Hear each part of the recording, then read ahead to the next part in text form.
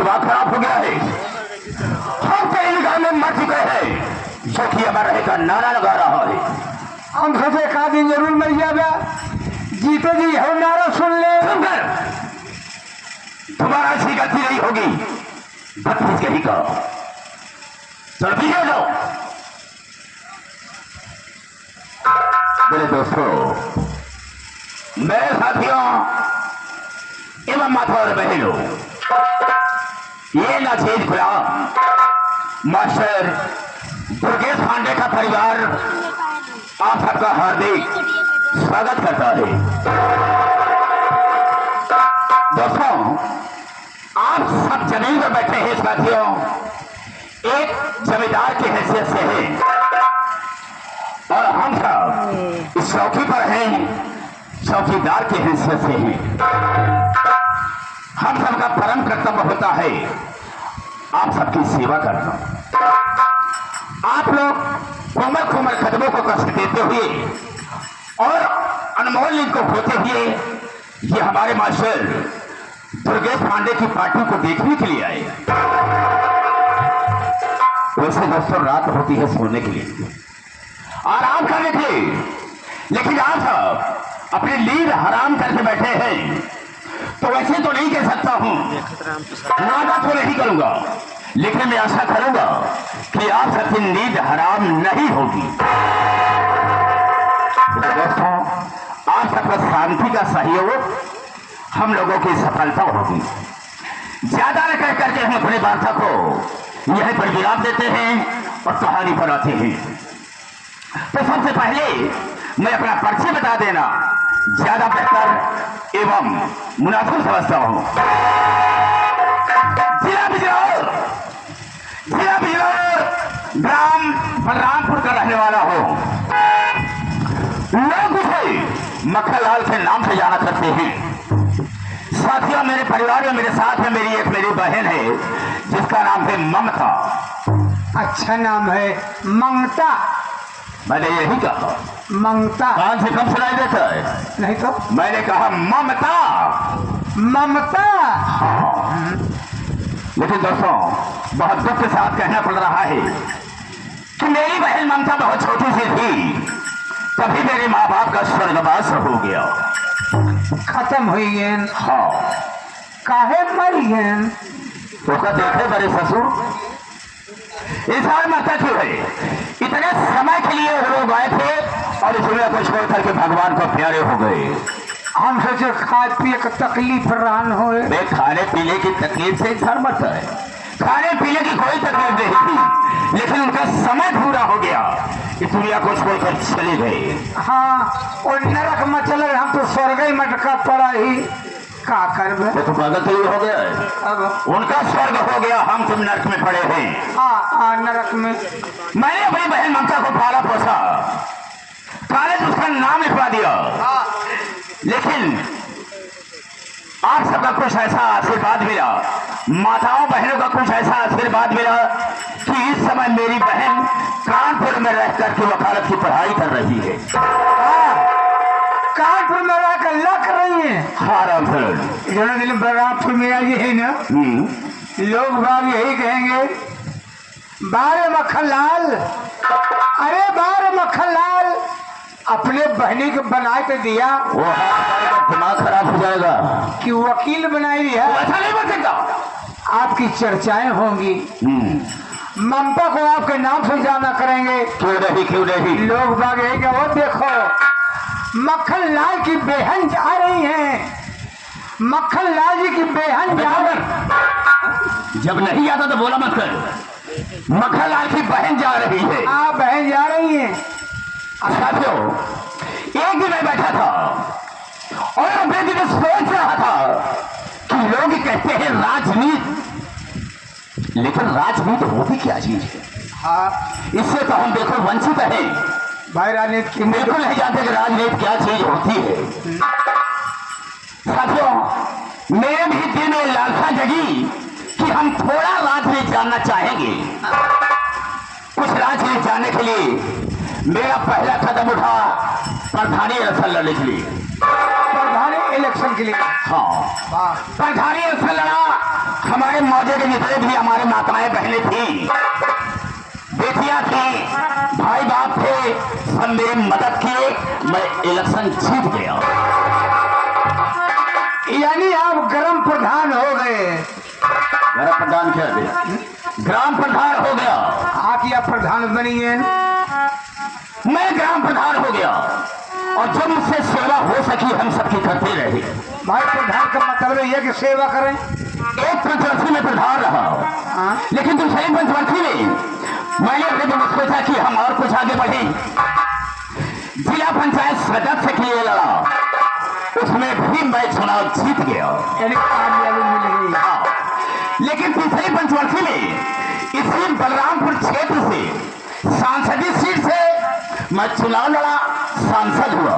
वाह, और सांसद के साथ साथ इस समय लोग मुझे मंत्री मक्खन लाल के नाम से जाना करते हैं। क्या आपका नसीब है, अच्छा नसीब है आपका। नसीब क्या है? नसीब कहा जाता है मुकद्दर, जिसे किस्मत कहते हैं। अच्छी किस्मत थी। मुकद्दर मेरा साथ देता गया, मैं आगे बढ़ता चला गया। हाँ, लेकिन साथियों, जब मैं मंत्री के पद पर आ गया तो अपने दिल में सोच लिया कि हम देश की गरीबी को, देश की परेशानी को हम दूर कर देंगे। क्या आपकी सोच है। मैंने किया क्या कि मैंने अपने यहाँ एक नारी सहायता केंद्र खोल रखा है। नारी सहायता केंद्र खोल कर रखे हैं। सारा धर्म, वाह, महिलाओं के हम मसीहा हैं, उनकी इमदाद करते हैं, उनकी मदद करते हैं। जो कोई भी परेशान महिला मेरे पास आती है, अपनी मजबूरी को सुनाती है, मेरे हाथ से खाली हाथ रह जाती हैं। हाँ, ऐसा है, गरीब वर्ग की महिलाएं आती हैं, उसकी मदद किया करते हैं। सारा धर्म, आपके यहाँ से कोई निर्मुख नहीं जाती हैं। बिल्कुल नहीं। वाह, 50 महिलाओं की मैं मदद कर चुका। अरे क्यों नहीं, आप मंत्री हैं ना। और मैं ये भी सोचता हूँ कि जिस तरह से 50 महिलाओं की मदद किया हूँ, उसी तरह से मैं हमेशा करता रहूंगा। आज तक आप जिंदगी रहेगी, आप मदद किया करेंगे। बेशक। वाह, राफल, हम थोड़ा आराम करना चाहेंगे। अगर कोई परेशान मजदूर महिला मेरे पास आती है, मुझसे मिलना चाहती है, तो मेरे पास वह इज्जत लेकर के आ रहा। अच्छी बात, ख्याल रहे मेरी बात की।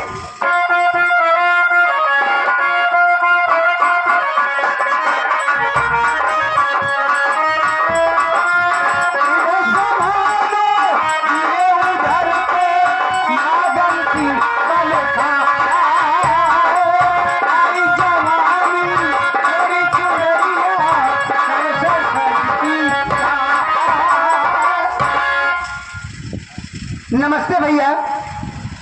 नमस्ते नमस्ते। बहुत जरूरी काम से आई हूँ। जरूरी काम से आई हो? जी हाँ। नाम क्या है? बिमला नाम है। अच्छा नाम है, बिलमा। बिमला, बिमला, बिमला। अच्छा नाम है। तुम कौन हो, तुम्हारा क्या नाम है? हमारा नाम नैनूलाल है। नैनूलाल। और तुम्हारे भाई का नाम? हमारे भाई का नाम दहीलाल। नैनूलाल, दहीलाल। और कोई परिवार में हो? अंदर श्री मक्खन लाल जी बैठे हैं। नैनूलाल, दहीलाल, मक्खन लाल। अभी घी लाल नहीं निकल पाए। मैं मंत्री से मिलना चाहती हूँ। मिलोगी? क्या? आइए, मैं डायरेक्ट मिलाता हूँ।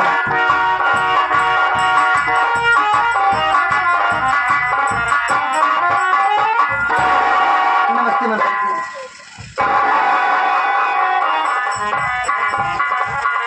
नमस्ते नमस्ते। राम भरण, अपने हाथ से जा सकते हो। वो इसलिए कि तुम्हारा काम खत्म हो गया। जब जरूरत पड़ेगी हम तुझे फिर बुला लेंगे। आवश्यकता पड़ा बुलाएगा, तुरंत हाजिर हो जाएंगे। ठीक है, जाओ। यहाँ से हम जा रहे हैं। बेशक जाओ। Tata, bye bye.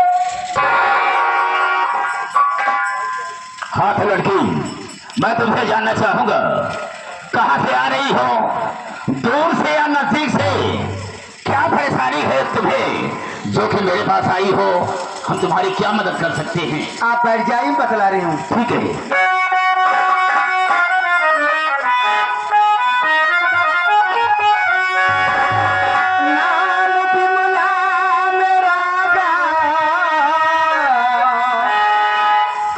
Baliram Puri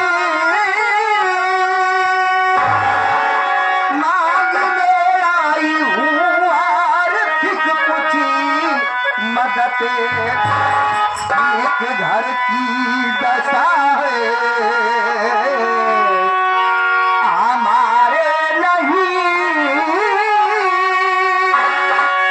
दे दो रुपया मुझे मंत्री जी कुछ लगा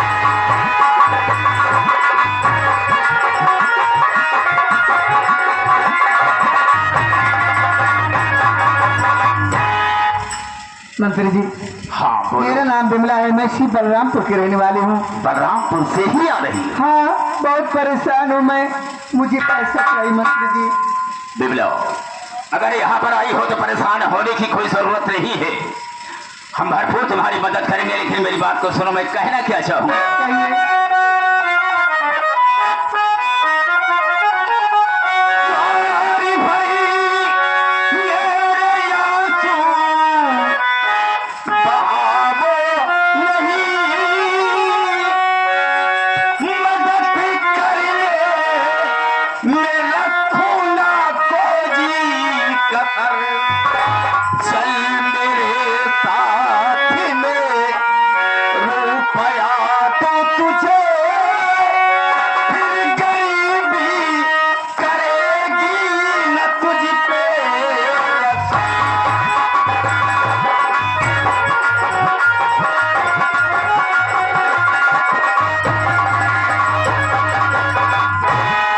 बिमला, परेशान होने की कोई जरूरत नहीं है।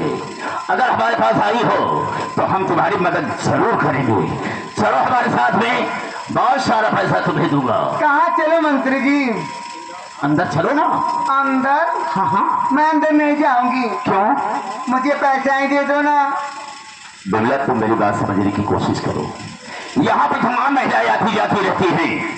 जिस तरह से जिसकी हालात होती है, परेशानी होती है, उसी तरह से हम उसकी मदद करते हैं। इसलिए मैं कह रहा हूँ कि अंदर चलो, बहुत सारा पैसा तुम्हें दूंगा। मुझे पैसा ही दे दो ना। मेरी बात नहीं समझोगी बिमला। एक बात मैं तुमसे कहना चाहूंगा, कहीं नाराज तो नहीं होगी? बात क्या है? Bimla, I love you. मेरी बात सुन के हैरत में पड़ गई, परेशान हो गई। क्यों मंत्री जी? क्या है? ये आप क्या कह रहे हैं? मुझे पैसा दे दो, मैं घर जाऊंगी, बहुत देर हो रही है। बिमला, बहुत पैसा दूंगा तुम्हें, दे दो ना। लेकिन बहुत जच रही हो। ऐसी महिला मेरे पास कभी नहीं आई। बहुत अच्छी लग रही हो। पैसा नहीं दोगी? दूंगा मैं घर जा पैसा, रही हूँ। बहुत सारा पैसा दूंगा। चलो हमारे साथ में, तो चलो ना।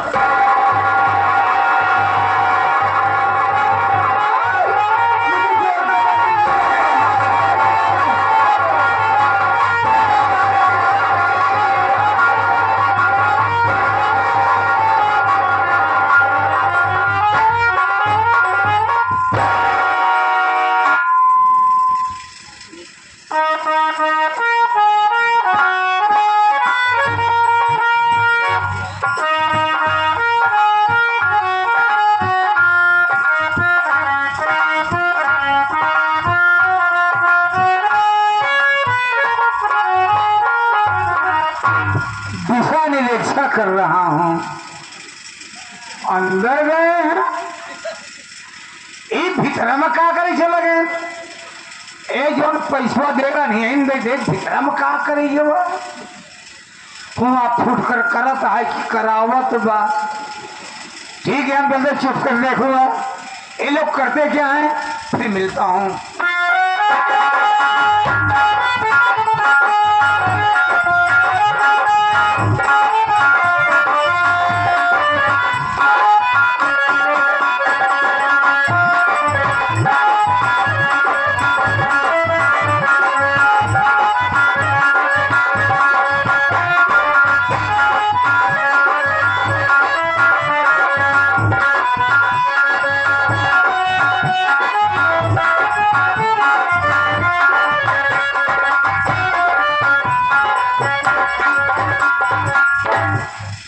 बिमला, बाहर आओ, कोई नहीं है।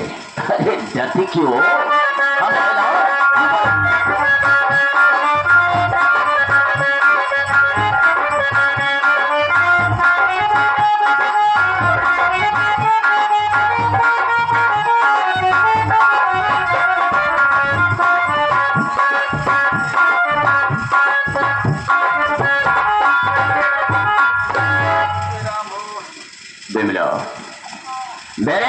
पैसे। तुम कहीं नाराज तो नहीं हो? नहीं, अब मुझे पैसा दे दो, मैं घर जाऊंगी। बिल्कुल दूंगा पैसा। सुनो मेरी बात को।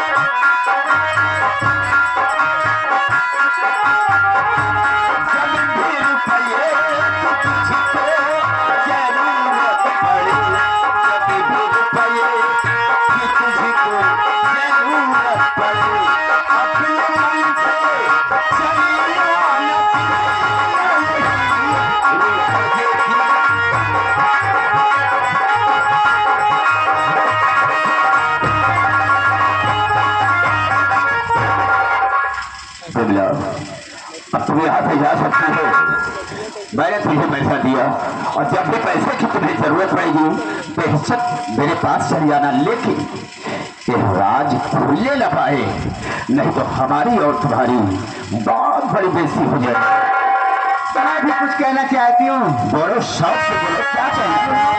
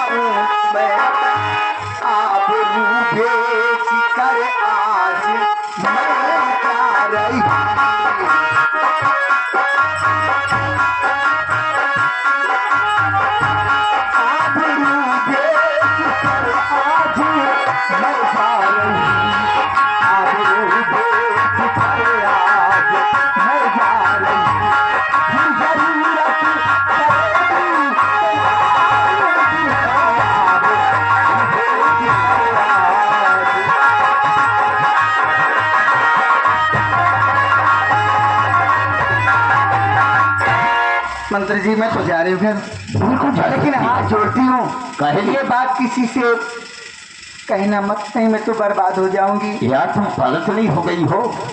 चोर अगर चोरी करता है, क्या ये बताता है कि मैंने चोरी किया है? और फिर भी ये बात बताने का भी है जैसा तुम सोच रही हो, ऐसा नहीं होगा। क्या है? जा रही हूँ। कैसे कह दो कि तुम चली जाओ? जाने को दिल नहीं कहता है, क्या करूं? कहीं भूलोगे तो नहीं? अरे यार कैसी बात करती हो?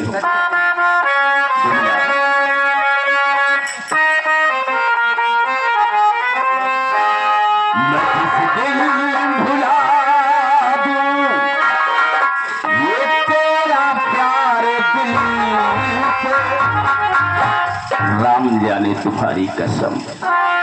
मैं किस दिन भुला दूं ये तेरा प्यार दिल से, वो दिल आखिरी हो मेरी जिंदगी का।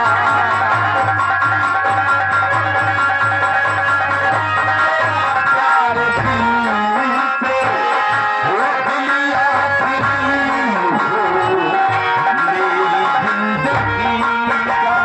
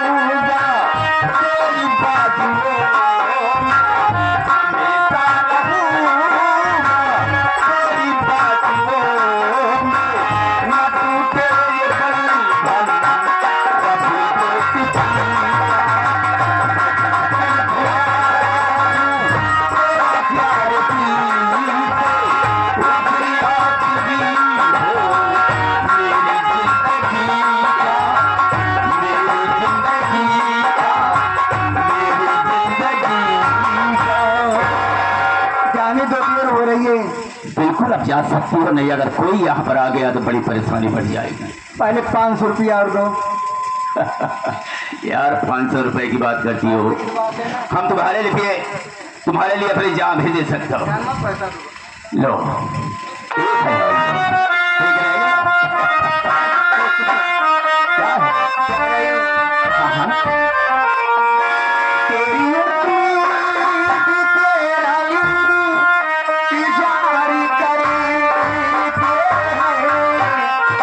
हाँ, सनम हम तो सिर्फ तुम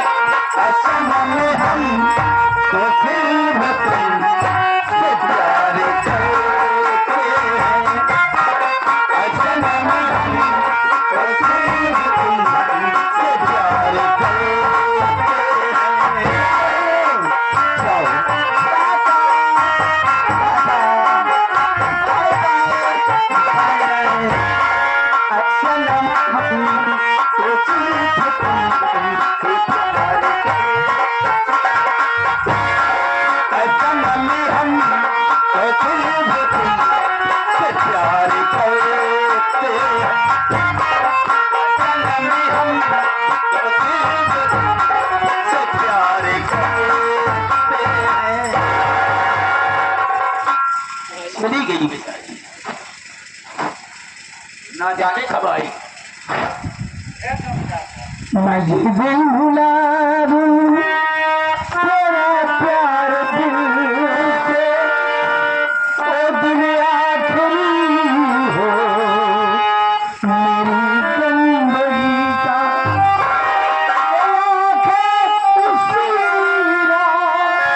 हो जाए कारी जो देखे किसी की सूरत पूरा।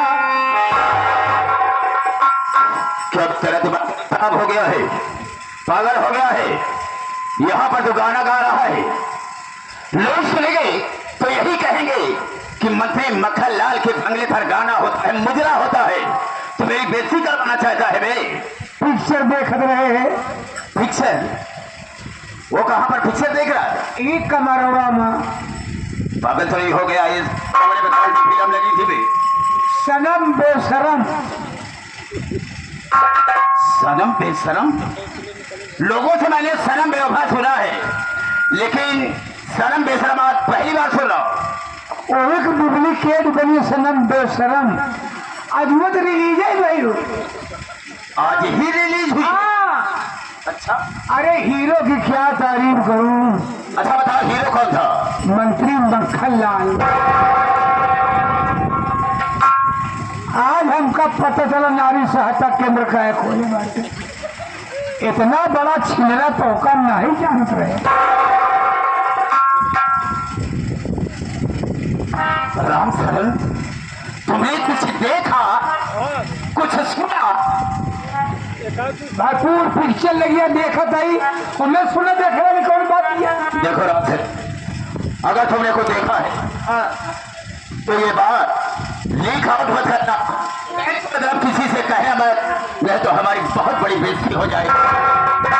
भाई मैं आपका नौकर हूँ, हम काहे बताइए आपकी बेइज्जती हम सहन नहीं कर पाएंगे। जैसा समझो राम सरल। अब सुबेर हो जाए ना, एडीएम साहब के लिए ले। एडीएम साहब को? हाँ। वो काहे? अरे यादव जी के लिए आए ले, चला जा पेपर में बजट करा दे।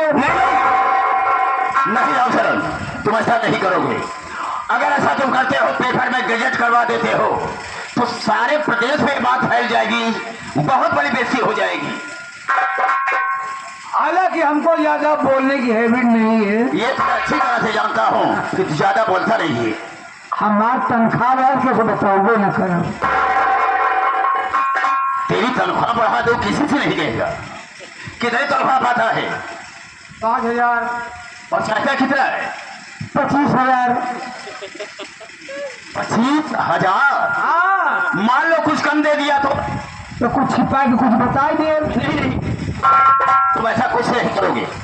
चलो ठीक है, हर महीने में पहली तारीख को हम तुम्हें 25,000 रुपया देते रहेंगे। हाँ, ठीक, महीने भर पे ले ले। आप समझ रहा हाँ, रब। अब मैं यहाँ से जाता हूँ, लेकिन तुम्हें बताना चाहूंगा, अगर कोई भी महिला मेरे पास आती है इसी की तरह तो मेरे पास जरूर लेकर आ जाओ। ऐसे सेवा हुए। ठीक रहेगा? नहीं नहीं, अब दोबारा गलती ऐसी नहीं होगी। ठीक है, मैं ऐसा करें जैसे आप अब जिंदगी में ऐसी गलती नहीं करेंगे। ठीक है, ठीक है। हाँ हाँ, राजन, एक बात तुम्हें बताना चाहूंगा। वो कौन सी बात होगी? इसी बलरामपुर थाने में एक हमारा खास आदमी रहता है, खास कौन हो? जिसका नाम है इंस्पेक्टर धर्मराज। ओ इंस्पेक्टर धनराज। वो मेरे इशारे पर काम करता है। कोई भी गलत काम करता हो तो मेरे गलत कामों पर पर्दा डाल देता है वो। हाँ, आने को कहा था लेकिन अभी तक आया नहीं। न जाने क्या बात है। अगर वो आ जाता है तो उसे बोल देना कि मेरे पास फोन लगा करके मुझसे बात कर लेगा। ठीक है मंत्री महोदय, ऐसा करेंगे जैसे आप ख्याल रखना इस बात के लिए। हाँ, ठीक है। मैं चलता हूँ। हाँ, ठीक है।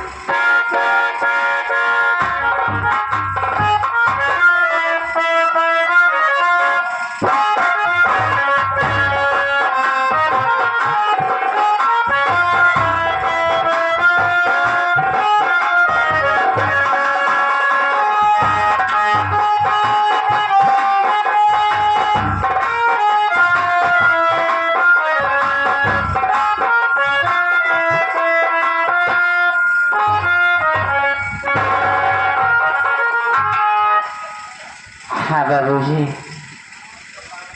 आप लोग सबसे पहले हमारी परिचय लीजिए कि मैं कौन हूँ, मेरा नाम क्या है और मेरे परिवार में कितने सदस्य हैं। बाबूजी, मेरा नाम वंदना है। मैं इसी ग्राम बलरामपुर की रहने वाली हूँ। हमारे पति जी हैं जो कि भीमंडी शहर में रहा करते हैं। एक ननद है जिसका नाम बिमला है, जो कि हमारे कहने सुनने में नहीं चलती, अपनी मनमानी घूमती है। उससे छोटा एक देवर है जिसका नाम राजेश कुमार है। हमारा देवर पढ़ाई करता है। बाबूजी, दुख की बात है कि आज घर में पैसा ना होने के कारण ना तो घर में दाल है और ना ही सब्जी है। सूखी रोटी बना कर रखी हूँ। यही सोच रही हूँ कि मेरा हमारा देवर स्कूल की तैयारी बना कर आएगा, हमसे खाना मांगेगा तो मैं खाने के लिए क्या दूंगी। भाभी, आप रो रही हैं। देने वाले किसी को गरीबी न दे और मौत दे दे मगर बदनसीबी न दो। हम जानते भाभी कि भैया प्रदेश में है, न तो अपनी खबर पे न कुछ पैसा भेजे कि घर का खर्च चल सके।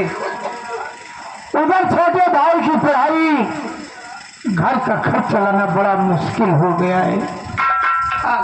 भाभी, लगी बाजार माया किसी का नाम दुनिया है।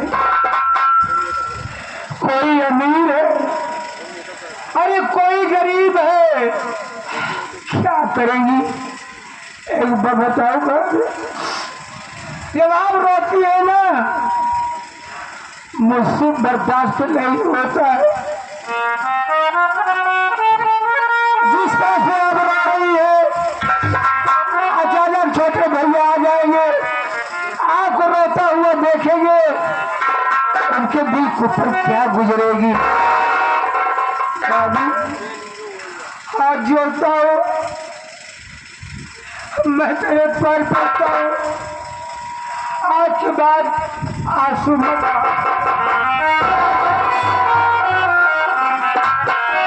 इंतजार करने वाले।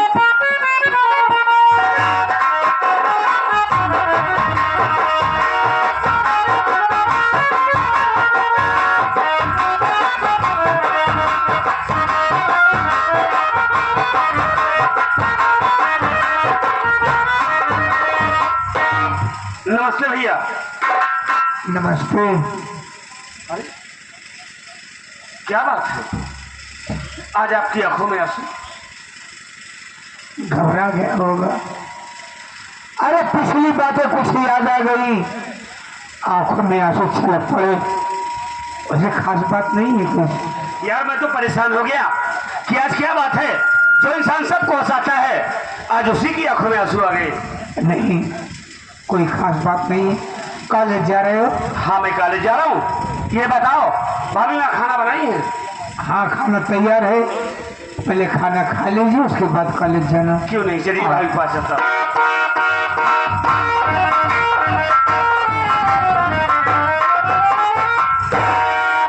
प्रणाम भाभी माँ।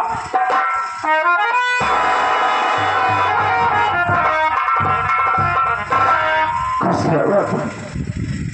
अरे भाभी माँ, आप रो रही हैं? नहीं तो। नहीं भाभी माँ, अभी अभी घर आया तो देखा तो भाई रामचरण रो रहा था और आपके पास आया हूँ तो आप रो रही हैं, क्या बात है? कह रहे कुछ नहीं, कोई बात नहीं। नहीं भाभी माँ, आप जरूर हम सबको छुपा रही हैं। बोलिए भाभी माँ क्या बात है? आपको मेरी कसम है भाभी माँ, आखिर क्यों रो रही हो इस राज को? क्या अपने बेटे से नहीं बताना चाहती? वरना तुम छोटी छोटी बात में कसम क्यों देते हो? भाभी माँ आप रोती है ना तो हमसे देखा नहीं जाता है। बोलिए आखिर क्या बात है, क्यों रो रही हो? बाबू, तुम तो जानते हो कि तुम्हारे भैया को घर से गए 6 महीने का दिन बीत गया। ना तो हम सबकी हाल खबर ले रहे हैं और ना ही घर के खर्च के लिए एक पैसे दे रहे हैं। अकेले की कमाई में घर का खर्च चलाना बहुत भारी पड़ गया है भैया। ऊपर से तुम्हारी पढ़ाई, एक तुम्हारी दीदी बिमला है, और सुबह निकलती है तो शाम को घर आती है, जाने कहा जाती है, क्या करती है। जब कुछ पूछती हूँ तो ऊपर से लड़ाई करती है। आज रोने का कारण ये है भैया कि आज घर में पैसा ना होने के कारण ना तो घर में दाल है और ना ही सब्जी है। सूखी रोटी बना कर रखी है। यही सोच रही हूँ कि हमारा देवर आएगा, हमसे खाना मांगेगा तो मैं खाने के लिए क्या दूंगा?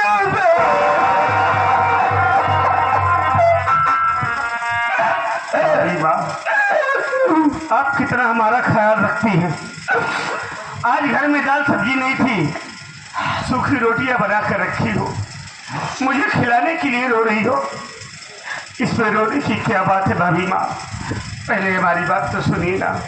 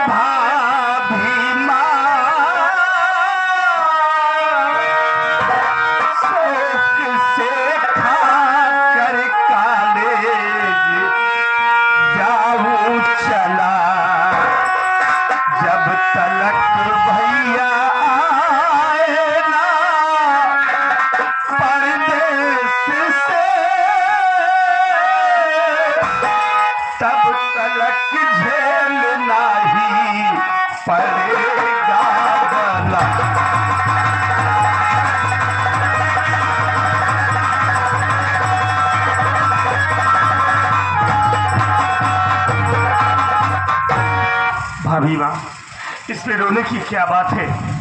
आज घर में दाल सब्जी नहीं है तो अपने घर में जो रूखा सूखा बना है वही खाकर कॉलेज चले जाएंगे। भैया मेरे परदेश में है, हो सकता है वक्त पे भैया को पैसे ना मिले हों और जब भैया को पैसे मिलेंगे तो भैया हमारे खर्च के लिए पैसे जरूर भेजेंगे भाभी माँ। देखिए भाभी माँ, आज के बाद आप आंसू नहीं बहाएंगी।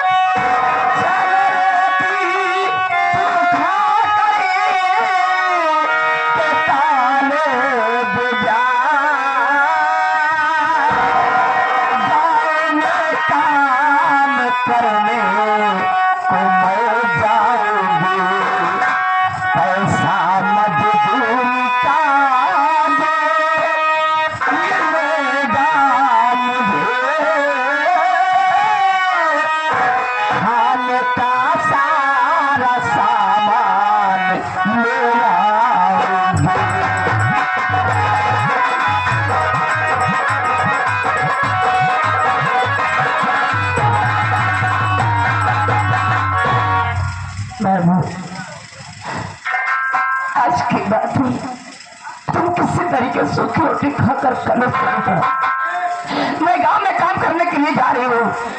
शाम को जो कुछ पैसे मिलेगा मजदूरी का, उस पैसे से दाल सब्जी वगैरह खाने का सारा सामान लेकर आऊंगी और वादा करती हूँ कि आज के बाद तुम्हें सूखी रोटी कभी नहीं खिलाऊंगी बाबू, कभी नहीं। क्या करेंगे भाभी माँ कि आप मेरे लिए गांव में काम करने को जाएंगी? अरे भाभी माँ, आप इस हाल में काम करने जाएंगी, लोग देखेंगे तो क्या कहेंगे? यही कहेंगे कि राजेश घर में बैठा रहता है, उसकी भाभी काम करने को जाती है। भाभी माँ, इस हाल में हम आपको काम नहीं करने देंगे। अगर कभी ऐसी जरूरत पड़ी ना, हम अपनी पढ़ाई बंद कर देंगे। नहीं, हम खुद मेहनत मजदूरी करेंगे, लेकिन आपको काम नहीं करने दूंगा। नहीं बाबू, तुम्हें पढ़ाई नहीं छोड़ना है, तुम्हें अपनी पढ़ाई पूरी करना है। मैं जिंदा हूँ, मैं पढ़ाऊंगी तुम्हें, क्योंकि तुम्हारा भैया का बहुत बड़ा सपना है कि हमारा भाई खूब पढ़े और पढ़ लिख कर एक दिन कुछ बने। तुम्हें अपने भैया के सपनों को साकार करना है मुन्ना, और बंद नहीं करना है। हाँ भाभी माँ, हम मेहनत करेंगे, जी जान लगा कर पढ़ाई करेंगे और कोशिश करूंगा कि मेरे भैया का सपना जरूर साकार हो। भाभी माँ, आप लोगों का नाम इस दुनिया में रोशन हो। भाभी माँ, माँ बाप का प्यार नहीं जानता, माँ बाप का प्यार पाया नहीं। जब से आप मेरे घर में आई है ना, जो प्यार हमें दिया है, कभी माँ बाप की कमी अभी